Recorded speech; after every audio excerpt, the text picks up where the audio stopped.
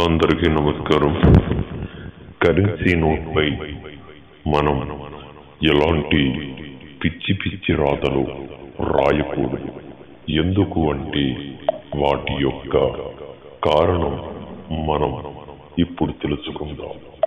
Currency note అనేటువంటిది కేవలం నిత్యం మన దగ్గర కరెన్సీ నోట్ చేతులు మారుతూనే ఉంటాయి.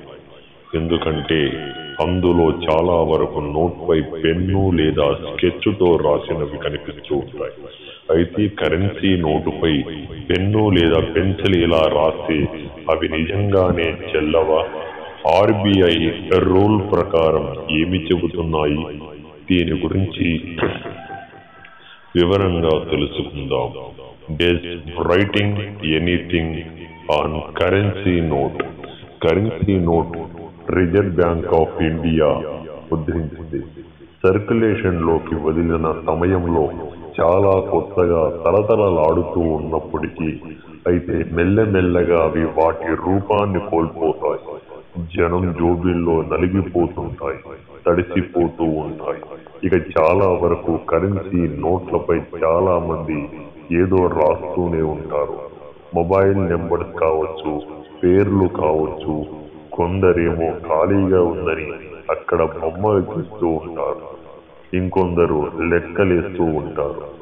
మనకు కూడా ఇలాంటి నోట్లు నిత్యం ఏదో ఒక మార్గంలో కనిపిస్తూనే ఉంటాయి. అయితే ఇక్కడ మనకు ఆ నోట్లు చెల్లుతాయో లేదో అనేటువంటి ఒక అంకిత భావం కలిగి ఉంటుంది. ఒక పెద్ద నోటు 2000 వచ్చిన తర్వాత భయం మరింత పెరుగుతుంది.